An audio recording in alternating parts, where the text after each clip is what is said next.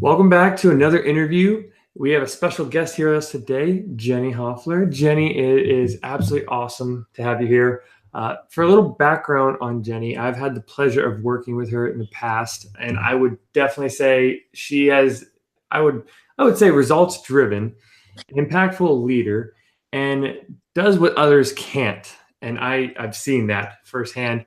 I would also say is very driven, has 7 years in kind of in the campus recruiting area, and overall has definitely has had a lot of influence on changes in the things in even in my day-to-day life.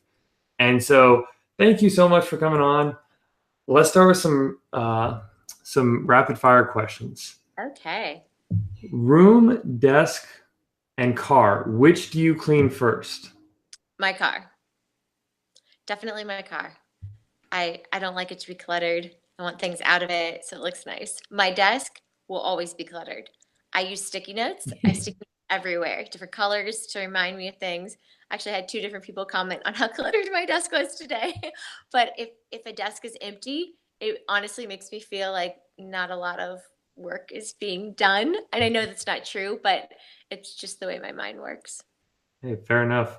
I think you're the first one to actually answer that as car. So good on you, because no one else has. There's been a lot of people that are like, my desk.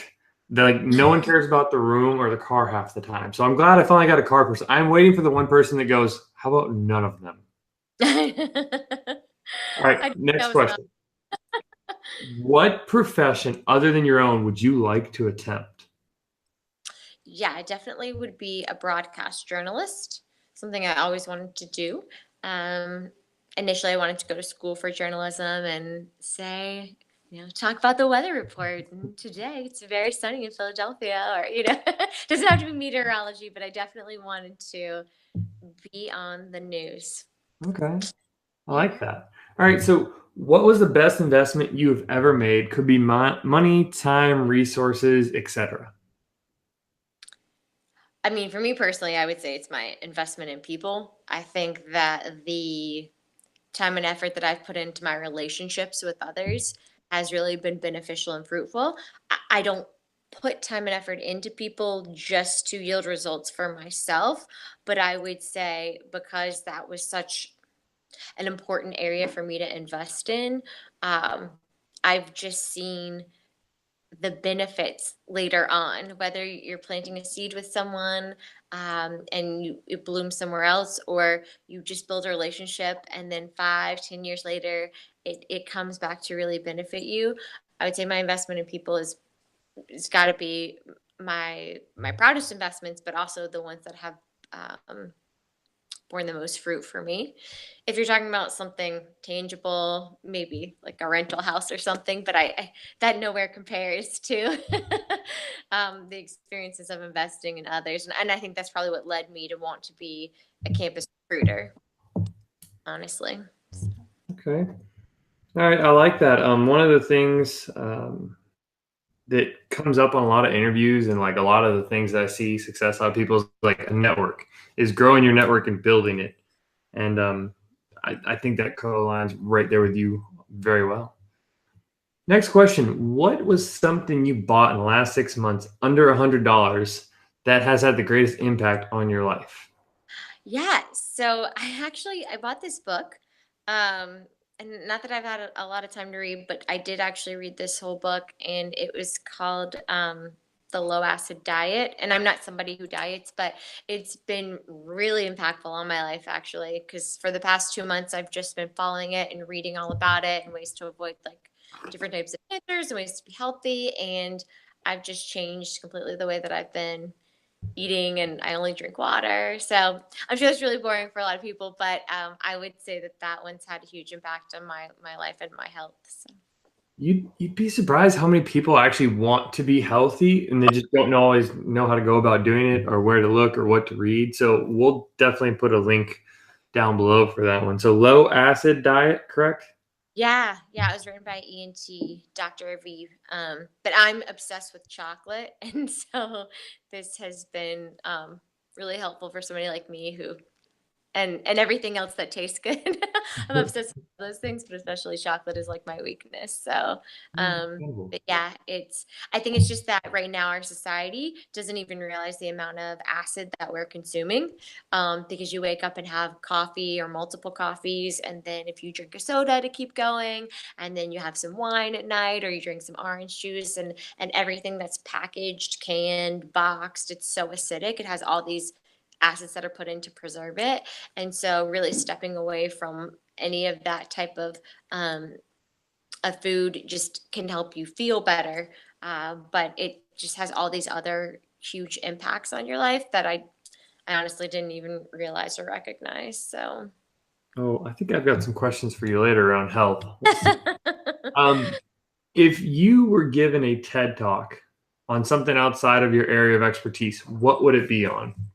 yeah, I was thinking probably like how to get a good deal. That's probably something that I could talk about on all day. Just with I'm always excited to tell people how I got like a really good deal on something and what I did. I'm somebody who I would rather go to, I don't know, like a thrift shop or a consignment sale and find the diamond in the rough and Mhm. get something for $5 that other people spent like $50 on. Um, so I would probably be able to talk all day on something like that.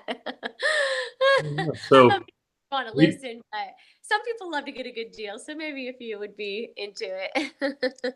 well, I think so. I think I think a lot of people, like everyone wants a deal, so they would. Last rapid fire question: which or what book do you give out most as a gift? Yeah, I was thinking about that because I don't usually give books out as a gift. I'm sure that's not a good thing. I mean, I love photos and photographs, and so I'd probably be more likely to give someone like an album to put pictures in. But if I had to choose an impactful book that I could easily buy and give, it would probably be Tuesdays with More. Um, I read that one years ago. It's by Mitch Albom, and it it's an incredible book, and it's very touching. What's the name? Tuesdays with Maury, and he wrote it about his professor, um, and the experiences that he had with him prior to his professor's passing. I have to send you one, Jason. You got. Well, I just thought you were saying. Have you ever read The Alchemist? No, I haven't read that one. Have you ever read the Divine? Okay, this one's like guarantee. So I've got two books for you. Then you might Oh, give them take your way. yeah, we'll The exchange. Alchemist, absolutely fantastic. Okay. I've gifted that probably most. And then this one was one in the last couple of years. Have you ever heard of this book? Fine. Potentially not. It's not very common. No, I It's haven't. really freaking good. Okay, on. I'll have to read those. All right. So at this point, let's jump over to some of the main questions I have. And at this point, let you go ahead and give me, when I ask this first question, by all means, give us a background if you like, or anywhere where you would like to start, and then all the way up until when you answer the question. And that is what or why do you gravitate towards? I had put in here, a lot of the people are development and technology, but I understand you're more of campus recruiting and like people. But what gravitates you towards that? Or why? What said not what? Why are you gravitated towards that? And you can start from however far back you want to start in the history of Jenny. Why am I gravitated towards people, you're asking? Yeah, or I mean, because I was about, you could just leave it as campus recruiting, but I feel like you said earlier, just from listening to you, it's about the people, it's about the networks. Why do you gravitate towards that? Why is that what you want to do every day? Yeah, I mean, I've had a number of roles prior to working in the campus space. Um, one of which dealt more with people's mortality rates, and we would have to get people's we'd have to get all their medical records and determine their life expectancies. And it was just kind of a morbid area to work in, to be honest with you. I spent about 3 years in that space. Um, Kind of working more with like the life insurance space, but and I just thought that campus was so refreshing. I mean, it was really about it was about building someone up. It was about bringing them into their first job and watching them grow. It was about, I really think for me, it's probably more of the whole development of the relationship and the entire journey of it, because you meet someone on campus, you go and speak in their class, you meet them at an event, you think that you might have an instant connection with them or you see some potential, and you watch them come through the first round and get to the second round, and you give them that offer and you're so excited to deliver it, and then they spend the summer with you and you deepen your connection with them, get to know them on a whole nother level and discover things about them that you didn't realize. And um, then if you get to give them an offer to come back full time after they've been an intern, you feel like you have watched that person grow into the person they've become. And even those folks who then came in full time, and I've watched them, be promoted and grow within their careers. I didn't have a hand in that. I mean, that was all them. But you feel, I guess, lucky that you got to be a part of their journey. Um, and that they maybe remember you fondly because you were the one that was able to give them the initial good news when they were coming into the organization. And I just found that so fulfilling. I love it. I just love students. I got into tech recruiting initially, so that was my space. I knew at the beginning, I knew nothing about technology at all. I surprised myself that I was in tech recruiting. And I remember sitting down with all these different um, folks who worked in my organization who had tech backgrounds and just saying, teach me, I want to learn, like, what drives you, what interests you, what would motivate you, and just diving into their world and really trying to see things from their perspective. Um, and I still like to do that too. I want to see it from the student's perspective. I feel like a lot of times when I'm in a meeting, I'm trying to think of the scenario as the student would see it and what would be best for them and what would they want, to represent them in that capacity. I don't know. I love people, so That's good. I think I think I just came. I think you just said I love people. I think you just came up with the title of this interview. I always title them.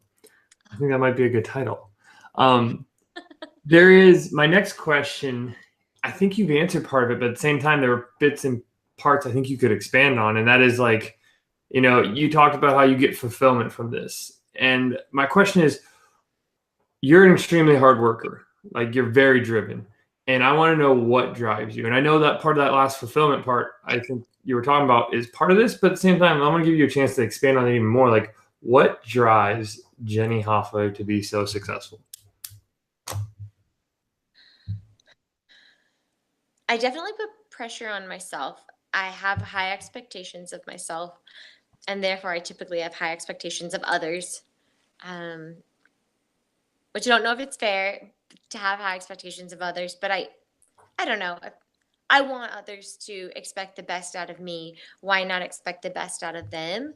I think that's always been my mantra. Um, but I like to surround myself with people who will bring me higher. And what I mean by that, and don't take it a different way, is honestly people who I find fascinating and they're motivated and they're crushing it.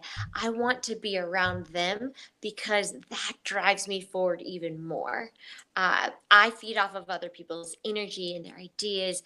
And I think if I were in a group of people where they lack that sense of excitement and desire and drive or proactiveness, then it would, I don't know if it would rub off on me, but I just don't think that I would push myself as much. And I like to be around those who are going to push me. I just, I don't know. I feel like where I mean, I think I've always been driven. I've always had a sense of, competitiveness, of wanting to do well, wanting to do well in school and my studies, wanting to be a good worker for my employers, just to pride myself on that. But yeah, I don't know. What is it that truly drives? I don't know. Everybody likes money, right? I'm sure that's got to be somewhere in the mix. It's in there somewhere. I think you bring up some good points, and I'm fully behind you on the fact of like having high expectations in others. Uh, you are who you hang around realistically. I've learned that lesson all too well, especially in some of the stories I've told on this channel of like me, like when I initially stopped playing video games and stopped watching TV, like the first thing I did at that point was I started hanging around with people I wanted to be like. And that instantly changed everything. And it's just so weird because it's like all I did was stop hanging out with one. I love all my friends for all watching, but I just stopped hanging out with one set, and I found mentors, I found coaches, I found people on that same level like you're talking about, and it just changed everything. So I'm with you on that. Having high expectations of others, that means if you have them and they're fulfilling their high expectations, then you're hanging around the right crowd. That's for sure. The more I've changed roles within my profession, whether I went to an entirely new role, environment, comfort zone, outside of my comfort zone is when I've grown the most. And it's when I've changed roles and gone into new areas that I've seen the growth within myself. And it's also because of those people who I have been surrounded by, to your point, and wanted to emulate and Mhm. wanted to do good work for, to be up to par with how awesome they were. So I completely agree with what you're saying. I think it also helps from working with you in the past. You really do feed off energy, and like that's contagious, and that's absolutely awesome, especially in meetings. Especially when you get really close to the camera and you start smiling. Put a smile on everyone's face. I remember a couple of those. Um, Would I do that in our meetings? Yelling yeah, when down. you got excited. Oops. I could see No, that it's up. It's because I awesome, feel but like laughing hard. I think that talks right to like you how you feed off the energy because like if we're giving energy and like it's that much more enjoyable and exciting to be there to be working on these problems. So I think it speaks volumes to you as a person. So my next question: what does success look like to you?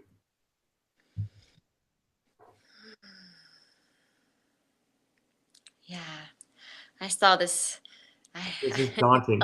question. No, so let me give you something so you can still think for another second on it.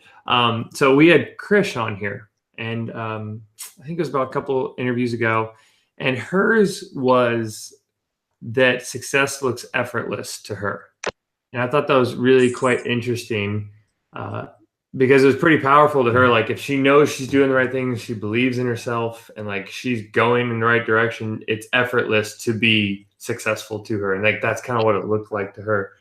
And that was pretty powerful. But I know you're like there's something in there about what success means to you because you wouldn't be successful. I consider you successful, and to me, that's all that matters. Like success gets defined differently to everyone. So you're successful in my eyes. That's why I want to ask you this question. Well, Hopefully, I gave you thank another you. minute there. Now, I, what does success look like to you? I think that's interesting that she said it looks effortless because I think it requires a heck of a lot of effort, but maybe that's cool with how it can appear effortless even though there's all that behind it. Um, Gosh, I think success is something that I'm always trying to achieve.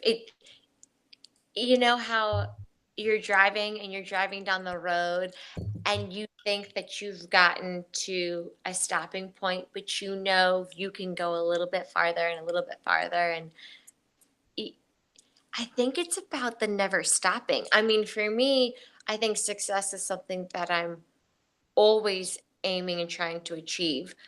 Um, but What maybe is it's that thing? What is it? What is that thing you're achieving? I do think I do think there is something to be said for the level of confidence that you feel within yourself, when you've gotten to a certain point and you see the recognition of other people, listening and appreciating your perspective and judging you not only a subject matter expert, but really taking heed of what you're saying and actually acting on it. I think that's when I felt I had achieved success for myself because I felt not only do folks feel like I'm credible, but as this expert, they are now taking actions based on my recommendations. And that was powerful to me. Um, Success is intangible. Again, like I said, I don't ever feel like I've achieved it. I'm always chasing it. I don't know if that's good or bad, but maybe that's part of that motivation. Um, I don't know when I'll feel like I'm. Hopefully, by the time I retire, I'll be done. That's one way to look at it.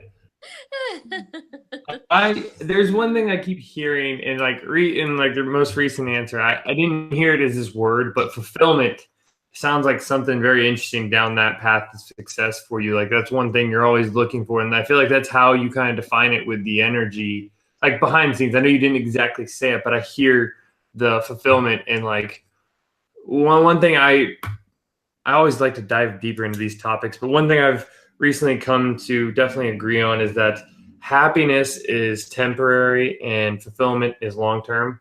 And that's why I really like the word you from the beginning you used fulfillment. Like that's what we all want. You could be mad from your day-to-day job, but you feel fulfilled over the course of a year of your job.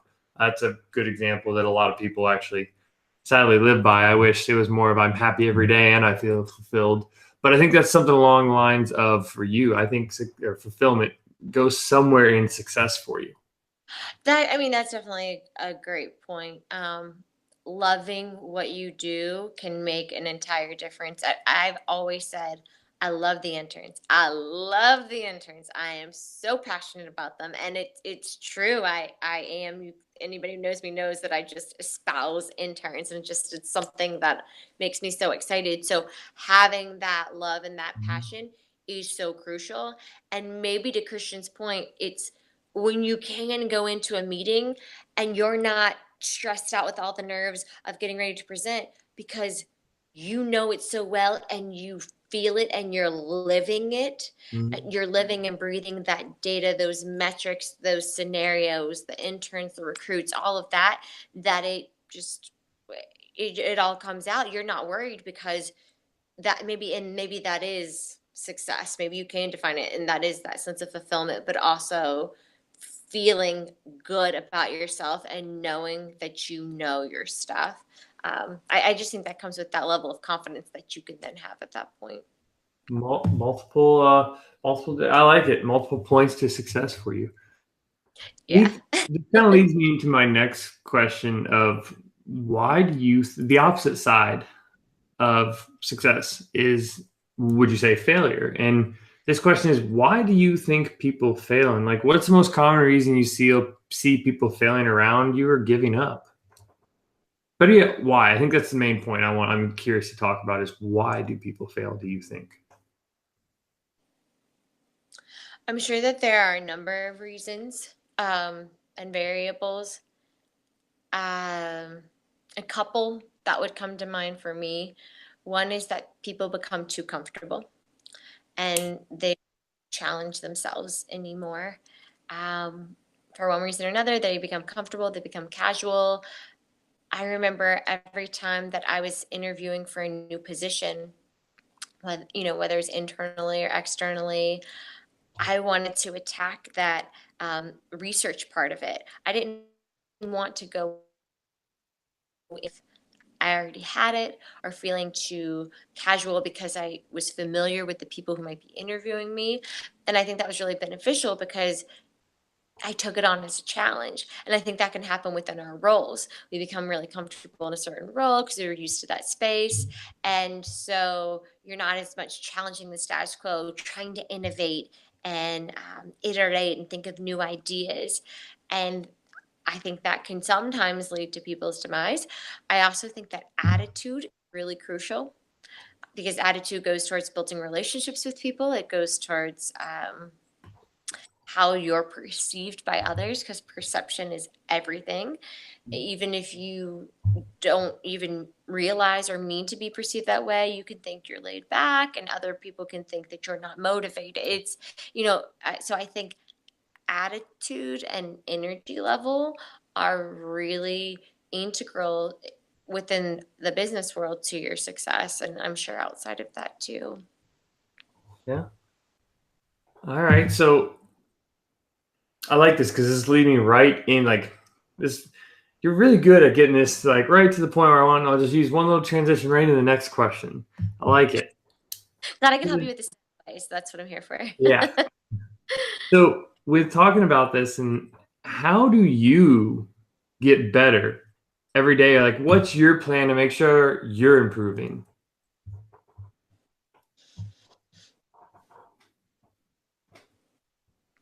I talk to and meet with a lot of people, right? Because Mhm. as we talked, not only do I feed off the energy of others, but also I think it's important to have those connections and those open lines because maybe I can help some people in their area. And then maybe later on they'll have a need or I'll have a need and we can collaborate together. I think that collaboration piece is really essential. I think staying up with trends in your area, whatever your area of expertise is. So I like to know what campus recruiters at other firms are doing. I want to be relevant. You really need to be relevant because how will you know your target audience? Whether that is college students or if you're in a sales role, it's your customer. No matter what role you're in, you have some sort of customer you're delivering to typically, and you want to stay on the cutting edge of what they need, and their needs will not always be the same. That's why you can't ever get too comfortable. Things are changing, and you got to be agile and adaptable, and you got to be ready for that change. That's the only constant. So, um, I think always, I think maybe I mentioned collaboration because it's having that pulse. So, if you're in a role going back out into the field, going into the granular level, seeking feedback from others. I'm big on feedback. I want to know what you think, why this worked, why this didn't work. What would you have done differently? Do you have recommendations? I don't have all the answers. And I really appreciate other people's perception and perspective because I think that that's the best way we're going to improve. It's not just with Jenny's ideas, it's with uh, a great collaboration of multiple people's ideas to kind of get us to whatever is best. And when we think we've done our best, then what is the best of our best? We just need to keep, it's got to be constant improvement. We can't settle. Constant improvement. I like it. I like Yeah. it. I can do that with myself. That's why I feel like that's a theme. I'm like, keep moving forward, keep doing more. Baby steps, just as long as they're forward, that's all that matters. Right. Exactly. All right. Exactly. So I have a bit of a harder question now that Okay. that for you to answer, and that is, what holds you back, and how do you get around that? Not enough time. um, I'm my own biggest critic, my own worst enemy. I'm probably the primary driver of what would hold me back. Mhm. Um, I'll think of all these things I want to do, and then there'll be a distraction. I'll focus on something else, and then not accomplish the things that I needed to accomplish, and get frustrated with myself. I try to be a planner and I try to be organized, but things don't always go the way that you expect them to, and fire drills come up in certain scenarios. So um, I think a combination of myself holding my own self back, because I really do feel like I'm responsible for my happiness and if or my success. And if I haven't achieved what I've aimed to, then I'm the only one to point my finger at. But I also say time because just, you know, um, having kids and having a full-time job and having just other responsibilities, I always you never feel like there's enough time. Yeah. um, So how do you get around that though? That's what I want to know, and I know that's for generally for the people listening. They're always curious in other people's solutions to problems because this problem you experience is not. A lot of people experience what you feel in the context of time wise. So how do you solve that problem? How do you get around that problem at times? I know it's not something we can all solve every day, but at times, how do you get around that problem? yeah, I had initially discovered um, early on that people will take as much time as you will give them, or they'll take advantage of time that even you didn't mean to give them. But honestly, I had to learn to say no I like to be a yes person. I really like to accommodate, but I do have to learn to say no because you can't do everything. And I'm big on honoring my commitments. I also am big on follow through. So if I say I'm going to do it, I'm going to do it. And I'm big on communication because people want to, as long as you update them, if you do need more time for something, or if there is an extenuating circumstance, as long as you're in constant communication, people are typically extremely understanding. Clearly, I have to prioritize, and the most urgent or highest priority items do have to come first. So I have learned to prioritize. I've learned to block time in my calendar for myself because otherwise people just take up all my calendar time, and Mhm. then I won't get things done and I'll be frustrated and it's my own fault. So I do block some chunks just to work on specific higher need items that I have. And there's plenty of times where I will work late at nights. I'm willing to do work on the weekends. I think you I think sometimes you have to be. Sometimes there's just not enough time in the day, and I don't want to be someone who is so focused on getting out at a certain time that I then won't have conversations with colleagues around me because that's part of relationship building. So sometimes I do have to break open the laptop and do things at other times, and I am okay with that. Not everyone is, but that's just what I found works for me. If I need to put in extra time or go the extra mile, I would rather be someone who's known for doing that. So you get emails from Jenny at midnight. It's not a surprise. Oh, I know all too well what you're talking about. Yes. We're coming to the last question of the interview, and it's the hardest one of them all. So I hope you prepared on this one. Oh, great. Okay. Why do you do what you do? Why do you get out of bed every morning and go to work? And why? I guess that's the biggest question. It's the hardest one for people to like self-reflect and look at why do you do everything that you do? I love to work. I honestly do. I wouldn't want to not work. I love being around other people. I like going into the office. I mean, don't get me wrong. Every now and again, have a work from home day in my yoga pants. It's not a bad thing. But I love the energy.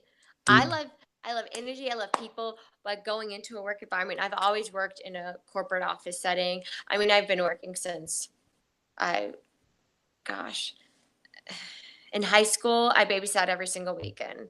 I would only get $5 an hour, even if they had three kids, and I would I kept up with all the money that I'd earned starting from middle school up to college just from babysitting at $5 an hour, and I'd made like 10 grand. So so clearly I didn't have a social life. So I mean, like, I've always been a workhorse, and I love that sense of drive and that sense of accomplishment. So I worked every single summer. My senior year in college, I had three jobs at once. I actually think that I'm more productive. The more I have on my plate, the more productive that I am. That's just how I work. I like to have a lot going on. Um, and so what gets me out of bed is going to the office, seeing people, trying to present my best self, feeling that energy, connecting. I get so excited when I see people around the office that I know or I recognize. When I do these events where we have, final round candidates, we have managers interviewing them, and getting to know those managers and seeing how supportive they are of the program. And then I get to see the candidates and get excited about them possibly coming in. I mean, I feel like my job is a dream job for me. I never knew how much I was going to love recruiting until I started doing it. And it's, it's my passion. I just think it was something I was born to do.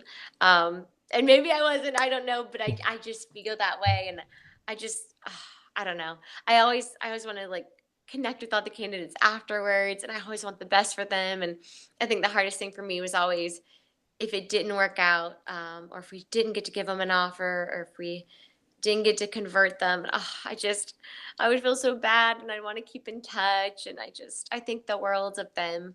I think the hardest thing for me is when I always want to think the best of everyone. mm, Um, is the hardest thing would always be like if I got burned yeah. by, candidates or interns or, because I usually didn't see it coming. I never wanted to be jaded. Oh man. But yeah, so people get me out of bed. People keep me going. They get me out of bed. They get me excited. I love people. So that's Very yeah. nice. Well, I got the last section of this here is a do you have a call to action for any of the audience listening and or a piece of advice for anyone to take away here? And yes, you can put yourself in the mind frame as if you're talking to a bunch of interns and new hires. What would you say to them? I would say be prepared. I would say if you put it on that resume, then you better know it. I would say come with passion for what you want to do. And it is okay if you do not have experience in the field that you want to get into. But if you bring your exuberance and the skill set that you have built, and you bring that sense of confidence, that you will do good work, people are willing to take a risk. They are willing to go out on a limb when they feel someone is genuine and is a hard worker and is going to come in and learn that space. I said I knew nothing about life insurance. I had to teach myself the Series 7 information. It's just a 6-hour test I had to take. I had to teach myself the Series 63. I didn't have any courses. I had to learn it, but I jumped in to learn it. I was a communications and Spanish major who ended up working at an investment bank and operations, knew nothing about the area, and I wanted to ace every test that we had in training. I knew nothing about recruiting, nor did I know anything about technology, but you better believe once I was immersed in that space, I wanted to learn it and absorb it. And that's how you have to come into the roles that you're approaching and what you're interviewing for. And please do not let your first interview ever be with a recruiter or for a role that you really want. Practice it. You better believe I was in front of my own mirror practicing for interviews, even to the most recent job that I have. Say it out loud, practice it with other people. It's like a job trying to get a job. And sometimes people don't even realize how they're representing themselves if they don't practice it, do their research, come prepared. All of those items go a long way. Yeah, that's just my piece of advice. Hey, Take it if you want to. If you do a phone interview, you better make sure you're smiling and they can hear that energy in your voice because they won't be able to see the passion in your eyes. This just all comes from seeing hundreds and hundreds of resumes, doing hundreds and hundreds of phone interviews with candidates. I just, as a recruiter, that's my words of wisdom. So I like it. Well, I think that's a good way to wrap it up. I want to thank you, Jenny, for coming on here today. You were absolutely fantastic to talk to. I think a lot of people are going to get a lot of interesting stuff on this. I got a lot of good notes right here. And lots of different things, right? From like the expectations of the people you have around you and the way you kind of see success and how you love to be around people. And really, something that showed through was like what fulfills you, what really makes you happy, and really, at the end of the day, it's you do what it takes to be successful in any setting, no matter the challenge. It's I'm going to do what it takes to conquer this, and I think that's really powerful stuff. And honestly, thank you for coming on and showing us a little bit about what you're passionate about. And it was a really honor. And I hope people enjoy this interview as much as I did. And thank you for coming on. And we'll see you again soon. thank you. Thank you for asking me. I enjoyed it. Oh, it was a Thanks, pleasure. Jay.